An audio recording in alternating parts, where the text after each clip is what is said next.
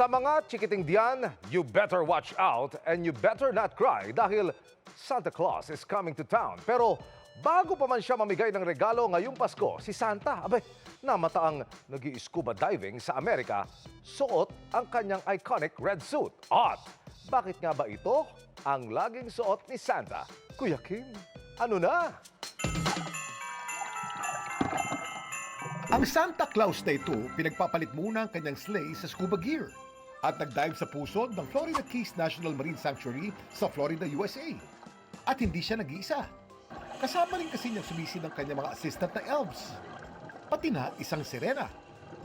Doon nakasalamuhan nila ang ilang nagagandahang sea creatures, gaya ng giant green moray eel, Goliath grouper, at isang pating. Ang annual Santa Dive, 35 years na ginagawa ng local dive operator Spencer Slate. Layo niyang mabigyan ng kakaibang holiday experience sa mga charter customer ng kanyang inorganisang mga tour. Pero alam niyo ba na bago niya isuot ang kanyang iconic red suit, iba-iba muna ang naging OOTD o outfit ni Santa? Kuya Kim, ano na? Si Santa Claus ay hango kay St. Nicholas of Myra, isang Christian bishop na namuhay noong 4th century. Ang kanyang suot noon, hindi pa red suit kundi bishop's robe. Noong 1800s naman, dinala ng Dutch settlers ang ideya ng Sinterklaas o Santa Claus sa Amerika. Si Santa noon hindi pa mataba kundi payat at elf-like. Iba-iba rin ang kulay ng kanyang suot. Ang unang appearance naman ng modern Santa Claus kung saan hango ang Santa na kilala natin ngayon ay mula sa illustration ng cartoonist na si Thomas Nast. Binigyan niya si Santa ng malaking tiyan, mahabang balbas at pinasuot ng fur-trimmed coat. Pero iba-iba ang kulay nito noon. Pinaniniwalaan naman ng kanyang iconic na red suit, pinasikat ng illustrator na si Haddon Sundblom para sa isang soft drinks ad. Laging tandaan, importante ang may alam. Ito po si Kuya Kim at sagot ko kayo, 24 oras.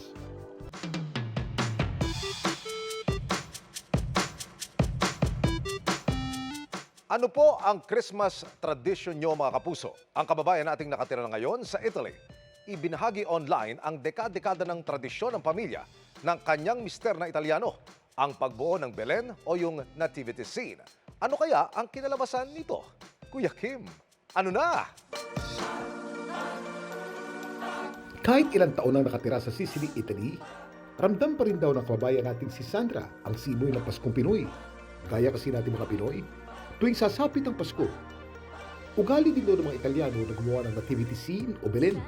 Dito sa Sicily, napapansin ko talaga na marami nagdi-display ng nativity scene. Para sa kanila, pinaka-importanting Christmas display daw ang nativity scene. Mas importante pa to kaysa sa Christmas tree. Kasi ang sineselebrate natin ay ang kapanganakan ni Jesucristo. Ang paggawa ng nativity scene, matagal na raw na tradisyon ng pamilya ng kanyang mister. Ang nativity scene display dito sa bahay namin sa Italy, yearly talaga siyang ginagawa. So every year, bago magpasko, nagde-decorate na kami.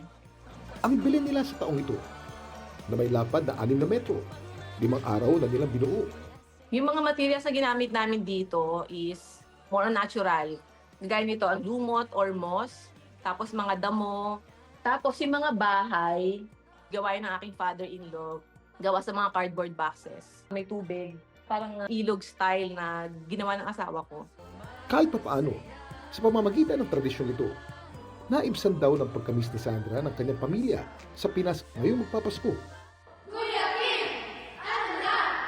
Alam niyo ba ang tradisyon ng nativity nagsimula sa bansa kung saan ngayon nakatira si Sandra? Sa Italy. Ang isa sa pinakaunang nativity scene, isang wall painting mula 380 AD. Matatagpuan ito sa catacomb o libingan ni St. Valentine.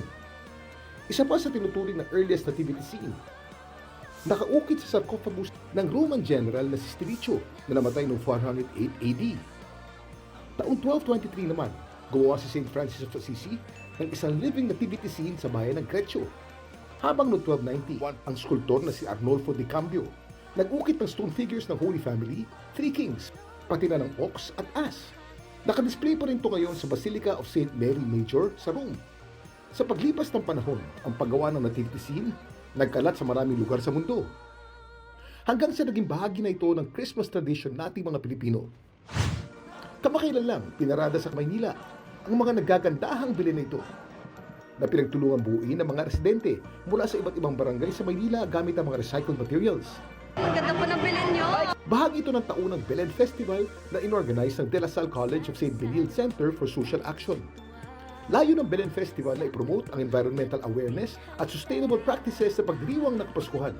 What a way, to finish our Jubilee Year of Hope with our Belen Festival. Ramdam na ramdam po ang liwanag ng pag-asa sa bawat isa. Laging tandaan, kimportante ang may alam. Ito po si Kuya Kim bumabati ng isang masayang Pasko, mga kapuso.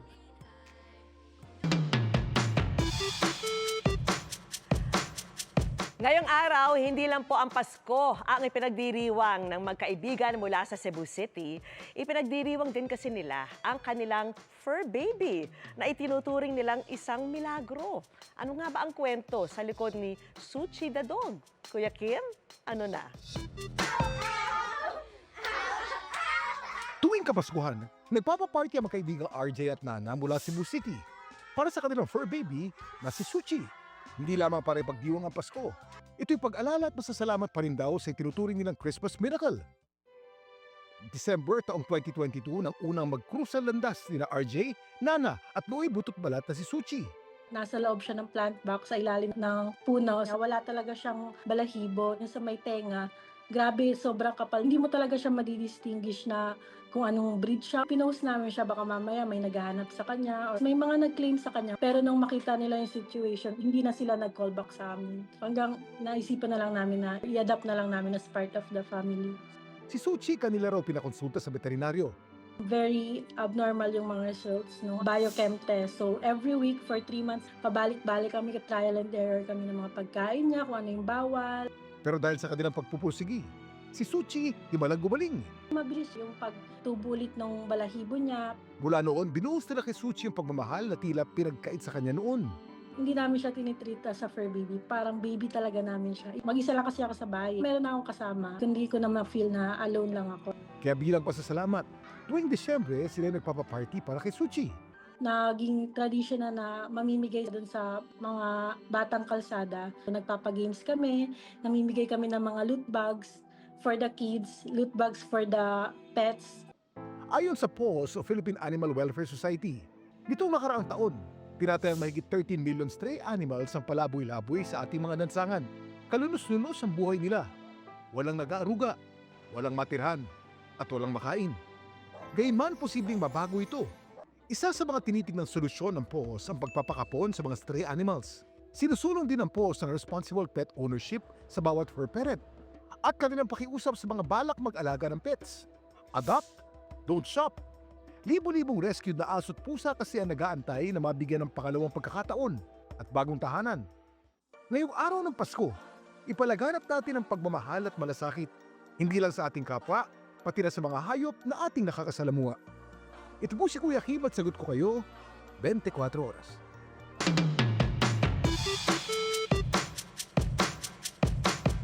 Tila mas lumalim ngayon ang pangamba ng mga residente sa Konya sa bansang Turkiye sa patuloy na pagsulpot ng daang-daang sinkhole sa kanilang mga taniman. Sa ngayon, meron ng halos 700 sinkhole sa lugar. Bakit nga ba nagsusulputan ang mga ito? Kuya Kim, ano na? Nilalamang ngayon ng takot ang mga magsasaka at residente sa probinsya ng Konya sa Turkey. Sa kanila kasi mga naglalawakan taniman, nagsulputan ng daang-daang mga naglalakiang butas o hukay sa lupa. Mga sinkhole. Ayon sa Konya Technical University, dito lang nakaraang taon, mahigit 20 naglalakiang sinkhole ang sumulpot sa Konya Plain. Ang ilan sa mga ito, mahigit 100 talampakan ng lawak at lalim. Suma total, meron na ngayong 684 sinkholes sa Konya Plain. Ang Disaster and Emergency Management Authority ng Turkey nabahala na tila napakabilis ng pagdami ng sinkhole. Ang Konya Plain pamandin, isa sa pangunahing pinagkukunan ng wheat sa Turkey. Pero bakit nga ba nagsulputan ng mga sinkhole sa Turkey? Kuya Kim, ano na? May iba't ibang rason kung bakit nagkaka-sinkhole sa isang lugar. Maaari itong mabuo kapag masyadong nababad sa tubig ang lupa, lalo na paggawa ito sa limestone. Lumalabas din ito kapag sunod-sunod ang malalakas na ulan, flash flood, o di naman kaya ay lumindol. May mga sinkhole din na bunsod ng human activities.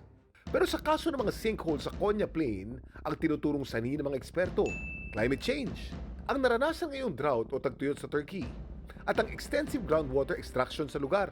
At dahil hindi raw maaaring mahulaan kung saan susunod na susulpot ang mga sinkhole, wala raw ibang magawa ang mga magsasaka sa Konya kundi ang lumikas para sa kanilang kaligtasan. Laging tandaan, importante ang may alam. Ito po si Kuya Kim at sagot ko kayo, 24 oras. Namangha ang grupo ng mga hiker sa Benguet nang tumambad sa kanila ang makapigil hiningang view ng mga ulap na nagmistulang waterfalls. Paano nga ba ito nabubuo? Kuya Kim, ano na? Ang mga nangangahas na akyatin ng tuktok ng Mount Pulag sa Benguet, ito ang pangarap na masaksihan. Ang Sea of Clouds. Pero mga hiker na tumuloy sa homestay ni Karen sa Benguet, hindi pa naman nagsimulang mag-hike, nabiyayaan na makapigil hiningang view. Sa kanila pa lang kasing tinutuluyan, ito na ang kanilang nasaksihan. Ang mga puti-puting ulap, mistulang mga alon na inaanod at dumadaloy sa mga bundok. Ang tawag din dito, Cloud Waterfall. Ang namangha po kami kasi parang the day before, sobrang wala po talagang clearing, like very cloudy. Tapos kinabukasan po, nagulat po kami kasi sobrang ganda ng weather. Tapos yun po, may nakita po kaming Sea of Clouds. Ang Cloud Waterfall, na-videohan din daw ni Res. Ayon sa Pag-asa, ang Cloud Waterfall o cloud spillover ay nangyayari kapag ang hangin mula sa dagat o lowland ay tumatama sa bundok. Ang resulta, umaangat ito at nabubuong ulap malapit sa tuktok ng bundok. Kapag narating naman itong peak, ang hangin dumadaloy pababa sa kabilang bahagi ng bundok. Kaya ang nabuong ulap, nagsispill over o mistulang isang waterfall na inaanod sa gilid ng bundok. Ang uri ng ulap na nandito ay stratocumulus cloud. Habang paakyat yung moisture galing sa malamig na temperatura sa lupa, nagkakaroon ng temperature inversion o yung bahagyang pagkatrap ng mga moisture na ito dahil may humaharang na mainit na temperatura. Maaari magdulot ito ng mga mahihinang pag-ulan. Laging tandaan, importante ang may alam. Ito po si Kuya Kim at sagot ko kayo, 24 oras.